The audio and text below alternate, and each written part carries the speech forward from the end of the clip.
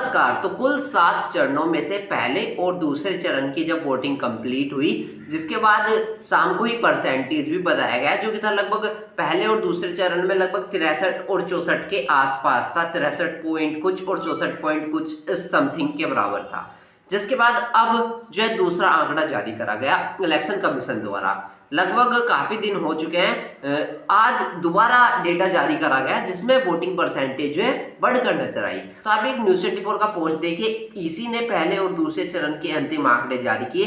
पहले चरण में 66.14 तथा दूसरे चरण में 66.71% मतदान हुआ।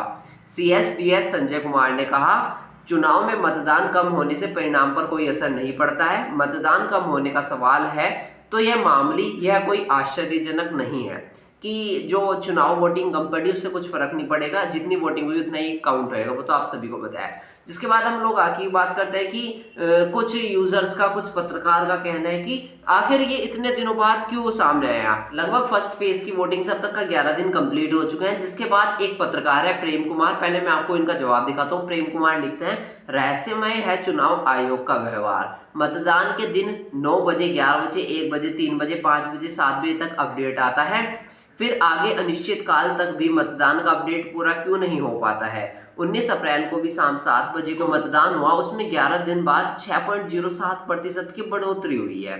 26 अप्रैल की शाम 7 बजे जो मतदान हुआ उसमें 4 बाद 5.75% की बढ़ोतरी हुई है। कैसे हुआ, क्यों हुआ, अपडेट में देरी क्यों जैसे सवाल चुनाव आयोग लेता ही नहीं।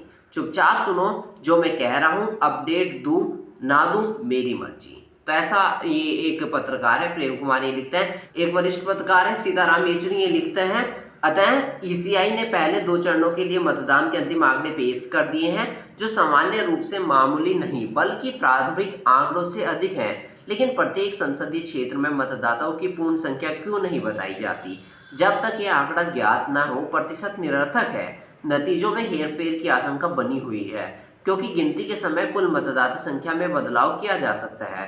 2014 तक प्रत्येक निर्वाचन क्षेत्र में मतदाताओं की कुल संख्या हमेशा ईसीआई वेबसाइट पर उपलब्ध थी। ईसीआई को पारदर्शी होना चाहिए और इस डेटा को सामने रखना चाहिए। तो ये जो पत्रकार है सीताराम येचुरी, ये ऐसा लिखता है। जिसके बाद में आपको कांग्रेस नेता है जयराम रमेश, एक उनका भी ट्वीट दिखाता हूं और फिर इसको विश्लेषण करते हैं। कांग्रेस नेता जयराम रमेश लिखते हैं, ऐसा पहली बार हो रहा है कि पहले चरण के मतदान के 11 दिन बाद और दूसरे चरण के 4 दिन बाद भी चुनाव आयोग ने मतदान प्रतिशत का अंतिम डेटा जारी नहीं किया है। पहले चुनाव आयोग मतदान के तुरंत बाद या 24 घंटे के भीतर मतदान प्रतिशत का अंतिम डेटा जारी करता था। चुनाव आयोग की वेबसाइट पर केवल अनुमानित रुझान आंकड़े ही उपलब्ध हैं। इस देरी का कारण क्या है? इसके अलावा प्रत्येक लोकसभा क्षेत्र और उन लोकसभा क्षेत्रों में शामिल विधानसभाओं में पंजीकृत मतदाताओं की संख्या भी आयोग की वेबसाइट पर उपलब्ध नहीं है। अभी एक चुनिंदा राज्य की बूथवार मतदान सूचियां ही दिख रही हैं और भारत के निर्वाचन आयोग के लिए आवश्यक है कि चुनाव संबंधी सभी आंकड़े समय पर और पारदर्शी ढंग से जारी हों। हालांकि अब जो है सेकंड फेज की वोटिंग का रिजल्ट हमारे सामने आ गया है और अभी 7 चरण होने हैं, मतलब कि 2 हो चुके हैं और बाकी के अब होने हैं। और जो डेटा है जिसका भी मतलब मतदान का प्रतिशत जो शाम को आता है, शायद अगले दिन में ही मिल जाए।